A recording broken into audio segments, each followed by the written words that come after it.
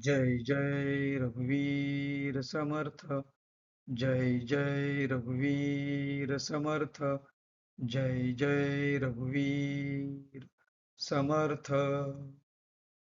उपस्थित सर्व श्रोतृजनांना चैतन्य आत्मन या चॅनलचा नमस्कार.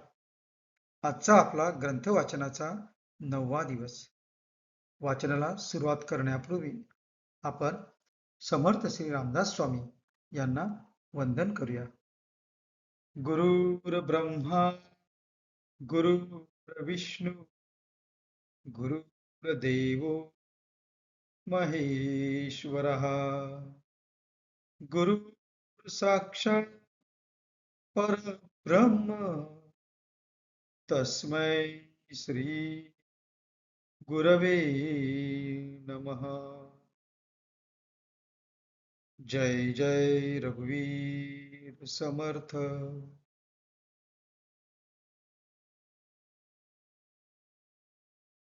आता आपण समर्थ श्री रामदास स्वामी लिखित सार्थ श्री दासबोध या ग्रंथातील दशक प्रथम समास नवम म्हणजे 9व्या समासाचे वाचन करायला सुरुवात करू.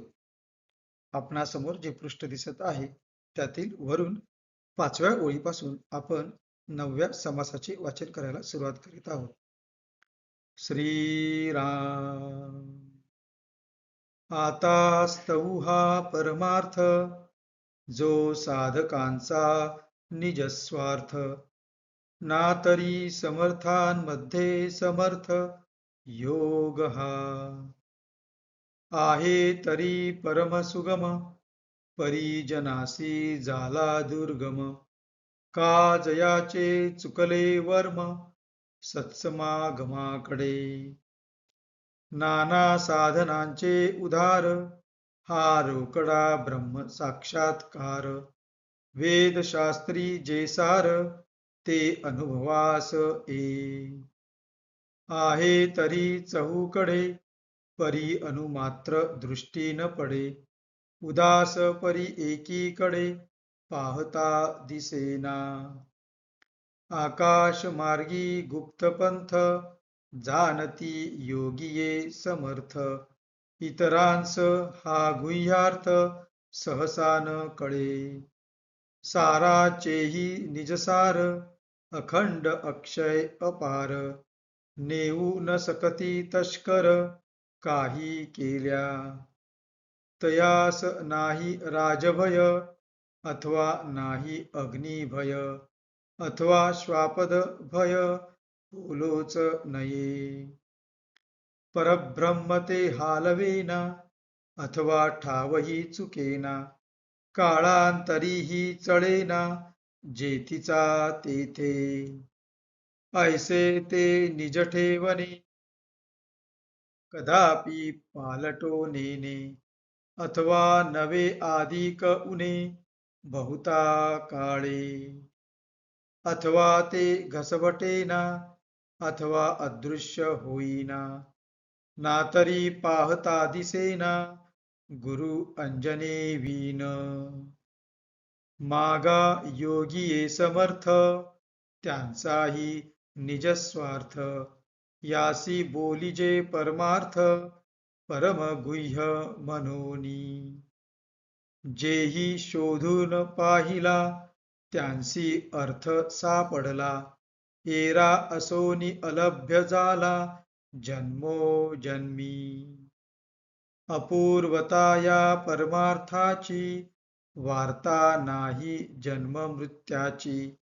आणि पदवी सायोज्यतेची सन्निधची लाभे. माया विवेके मावळे सारासार विचारे कळे. परब्रह्म तेही निवळे अंतर्यामी. ब्रह्म भासले उदंड ब्रह्मी बुडाले ब्रह्मांड. पंचभूतांचे थोतांड तुच्छ वाटे. प्रपंच वाटे लठिका माया वाटे लापनिका. शुद्ध आत्मा विवेका अंतरी आला. ब्रह्मस्थित बाणता अंतरी संदेह गेला ब्रह्मांडा बाहेरी, दृश्याची जुनी जर्जरी कुहीट झाली. ऐसा हा परमार्थ, जो करी त्याचा निजस्वार्थ, आता या समर्थास समर्थ, किती म्हणोनी म्हणावे. या परमार्थाकरिता ब्रह्मादिकांसी विश्रामता, योगी पावती तन्मयता परब्रह्मी. परमार्थ सकळांस विसावा, सिद्ध साधू महानुभावा, सेखी सात्विक जडजीवा, सत्संगे करुणी. परमार्थ जन्माचे सार्थक, परमार्थ संसारी तारक, परमार्थ दाखवी परलोक धार्मिकासी.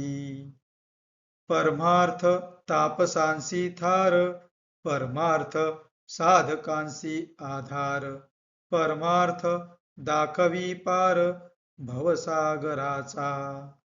परमार्थी तो राज्यधारी, परमार्थ नाही तो भिकारी, या परमार्थाची सरी कोणास द्यावी.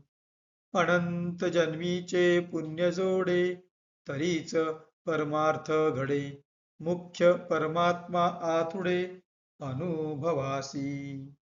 जेने परमात्मा ओळखिला, तेने जन्म सार्थक केला, एर तो पापी जन्मला कुलक्षया कारणे.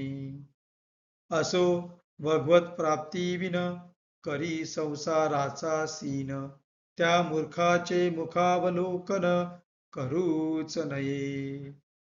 भल्याने परमार्थी भरावे, शरीर सार्थक करावे, पूर्वजांस उद्धरावे, हरिभक्ती करुनी.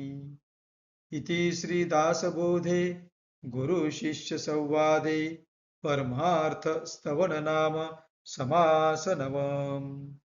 जय जय रघुवीर समर्थ. आता आपण या 9व्या समासाचा मराठीत अर्थ पाहू. आपल्याला जे समोर पृष्ठ दिसत आहे, त्या पृष्ठाच्या वरून 6व्या ओळीपासून आपण या 9व्या समासाचा मराठीत अर्थ वाचायला सुरुवात करूया. आता या परमार्थाचे स्तवन करू. परमार्थ म्हणजे अध्यात्म, मोक्ष. परमार्थ हा साधकांचे स्वहित आहे. सर्व योगांत अत्यंत श्रेष्ठ असा हा योग आहे. तसे पाहिले तर परमार्थ अत्यंत सुलभ आहे, पण लोकांना संत समागमाचे वर्म म्हणजे महत्व न समजल्यामुळे, सत्समागम न घडल्यामुळे फार अवघड होऊन बसला आहे. इतर अनेक साधने उधारीची म्हणजेच कालांतराने फलद्रूप होणारी आहेत, पण परमार्थामध्ये ब्रह्मसाक्षात्कार तात्काळ घडतो. वेद व शास्त्र यांत जे सार म्हणजे आत्मज्ञानाचे रहस्य सांगितले आहे, ते प्रत्यक्ष अनुभवास येते. परब्रह्म तर चहूकडे आहे, पण ते लेश मात्रही चर्मचक्षूंना दिसत नाही. ते सर्वांहून अलिप्त आहे, म्हणून त्यास एका बाजूला पाहाव्यास जावे तर दिसत नाही. ते सर्वांत अलिप्तपणाने असून एकदेशीपणाने पाहिल्यास कोठेच दिसत नाही. परमार्थ म्हणजे आकाश मार्गातील एक गुप्त पंथ आहे. परमसूक्ष्म अशा आकाश तत्वातून विवेकाने अहंभावरहित होऊन पैलपार जाण्याचा मार्ग आहे. परमश्रेष्ठ योग्यांना हा मार्ग माहीत असतो. इतरांना हे रहस्य सहसा उमगत नाही. परमार्थ तत्व हे सारांतले सार, उत्तमांतले उत्तम आहे.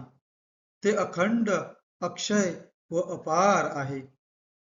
चोरांनी काही केले तरी त्यांना ते नेता यावयाचे नाही. त्याला राजाचे, अग्नीचे किंवा श्वापदांचे मुळीच भय नाही. या भयाचे नाव सुद्धा त्याच्या पुढे ठरू शकणार नाही. परब्रह्माला जाग्यावरून उचलून नेता येत नाही किंवा ते आपली जागाही सोडित नाही. कितीही काळ लुटला तरी ते चळत नाही, ढळत नाही. ते अचळ व अढळच राहते. असा तो प्रत्येकाचा निजठेवा आहे. तो कधीही पालटावयाचा नाही किंवा अनंत काळ गेला तरी त्याच्यात कमी जास्त व्हावयाचे नाही. किंवा तो झिजत नाही, अदृश्यही होत नाही. तथापि गुरुकृपेचे अंजन डोळ्यात पडल्या वाचून तो चांगल्या डोळसांनाही दिसत नाही. पूर्वी सामर्थ्यवंत योगी होऊन गेले. त्यांच्याही जीवाचे जे साध्य किंवा देह त्यालाच परमगुह्य म्हणून परमार्थ असे म्हणतात. ज्यांनी हा परमार्थाचा निजठेवा शोधून पाहिला त्यांनाच सापडला आहे. इतरांना जवळ असून जन्मोजन्मी दुर्लभ झाला आहे. या परमार्थाची अपूर्वता काय सांगावी. त्याचा लाभ झाला असता जन्ममृत्यूचे नावही ऐकू यावयाचे नाही. जन्ममृत्यूची यातायात चुकेल आणि सायुज्यपद आपले आपल्याशीच सापडते, जवळच सापडते. विवेकाच्या योगाने मायेचे निरसन होते. सारासार विचार कळू लागतो आणि परब्रह्म ही अंतःकरणात स्पष्ट दिसू लागते. ब्रह्म उदंड जिकडे तिकडे दिसू लागते व त्या ब्रह्मभासांत सर्व ब्रह्मांड बुडून जाते. पंचमृतांचे बंड तुच्छ वाटू लागते. प्रपंच खोटा वाटतो. माया काल्पनिक किंवा मिथ्या वाटते आणि विवेकामुळे शुद्ध आत्मा अंतःकरणात प्रगट होतो. ह्याप्रमाणे ब्रह्मस्थिती अंगात बांधली म्हणजे सर्व संशय ब्रह्मांडाबाहेर निघून जातात. दृश्य सृष्टीची जुनी जीर्ण झालेली गोधडी विटून कुजून नाहीशी होते. असा हा परमार्थ जो करील त्याला साधणारा आहे. अशा या समर्थ अध्यात्माला समर्थ म्हणून किती वेळा म्हणावे. ह्या परमार्थामुळे ब्रह्मादिकांना विश्रांती मिळते व योगी ब्रह्मस्वरूपाच्या ठिकाणी तन्मय होतात. परमार्थ हा सिद्ध साधू महात्मे ह्या सर्वांचे विश्रांती स्थान आहे. हा शेवटी जड म्हणजे अज्ञानी परंतु सात्विक जीवांना सत्संगतीच्या योगाने मिळणारा विसावा आहे. परमार्थ हे जन्माचे सार्थक आहे. परमार्थच संसारातून तारणारा आहे व धार्मिकांना परलोक दाखविणारा आहे. तपस्व्यांचा व साधकांचा आधार असा हा परमार्थ भवसमुद्राचा पैलतीर जीवाला दाखवितो. परमार्थ ज्याला साध्य झाला तोच खरा राजा हो. ज्याला हा परमार्थ साधला नाही तो भिकारी. या परमार्थाची योग्यता कोणास येणार आहे. अनंत जन्मांचे पुण्य पदरी असेल तरच हा परमार्थ घडतो. मुख्य परमात्म तत्वच अनुभवाला येते. ज्याने हा परमात्मा ओळखला त्याने आपल्या जन्माचे सार्थक केले आणि ज्याने ओळखला नाही तो पापी केवळ कुळाचा क्षय करण्यासाठीच जन्माला आला असे समजावे. असो, भगवंताची प्राप्ती करून न घेता जो केवळ संसाराच्याच खटाटोपात जन्म घालवितो त्या मूर्खाचे तोंडही पाहू नये. तात्पर्य, शहाणा असेल त्याने परमार्थाला लागावे, शरीर सार्थकी लावावे व भगवज्जनाने पूर्वजांचा उद्धार करावा. जय जय रघुवीर समर्थ. जय जय रघुवीर समर्थ. जय जय रघुवीर समर्थ. आता आपण समर्थ श्री रामदास स्वामींनी दशक प्रथम समास 1 यामध्ये वर्णिलेली ग्रंथ श्रवणाची फलश्रुती वाचूया. हा ग्रंथ श्रवण केल्याची फलप्राप्ती समर्थ श्री रामदास स्वामी आपणास सांगत आहेत. सर्व संशय एकदम नाहीसे होऊन क्रियेमध्ये म्हणजे आपल्या आचरणामध्ये ताबडतोब फरक पडतो. सायुज्य मुक्तीचे रहस्य कळून येऊन तिच्या प्राप्तीचा सुलभ मार्ग सापडतो. दुसऱ्या बिकट साधनांचे कारण पडत नाही. अज्ञान, दुःख व भ्रांती यांचा नाश होऊन तत्काळ ज्ञानाचा लाभ होतो अशी या ग्रंथाची फलश्रुती आहे. योग्यांचे परमभाग्य असे वैराग्य अंगामध्ये बांधते. विवेक व चातुर्य यथायोग्य प्राप्त होते. जे कोणी संशयग्रस्त, अवगुणी व अवलक्षणी असतील, ते सुलक्षणी, धूर्त, तत्ववेत्ते, चतुर व समयज्ञ असे होतील. आळशी असतील ते उद्योगी होतील. पाप्यांना पश्चाताप होऊन ते शुद्ध होतील आणि भक्ती मार्गाचे निंदक असतील तेही भक्ती मार्गाला वंदन करू लागतील. बद्धांचेच मुमुक्षु होतील व मूर्ख अति दक्ष होतील. अभक्तांना भक्ती मार्गाच्या योगाने मोक्ष मिळेल. अनेक दोषांचा नाश होऊन पतित असतील तेच पावन होतील. तात्पर्य हा ग्रंथ नुसता ऐकल्याने प्राण्याला उत्तम गती मिळेल. देहबुद्धीमुळे येणारे अनेक प्रकारचे धोके, संशयाचे अनेक धागेदोरे, संसारातील अनेक उद्वेग हा ग्रंथ ऐकल्याने नाश पावतील. हा ग्रंथ ऐकल्याने अधोगती चुकून मनास विश्रांती व समाधान मिळेल, अशी या ग्रंथाची फलश्रुती आहे. ज्याचा भावार्थ जसा असेल तसे त्याला फळ मिळेल. जय जय रघुवीर समर्थ. आता आपण समर्थ श्री रामदास स्वामी यांना वंदन करून आजच्या या वाचनाची सांगता करूया. शुका सारिके पूर्ण वैराग्य जाचे, वसिष्ठा परिज्ञान योगेश्वराचे, कवी वाल्मिका सारिखा मान्य ऐसा, नमस्कार माझा सद्गुरु रामदासा. जय जय रघुवीर समर्थ. जय जय रघुवीर समर्थ. जय जय रघुवीर समर्थ. उपस्थित सर्व श्रोतांना उपस्थित राहिल्याबद्दल शतशः धन्यवाद. भेटू पुढच्या भागात.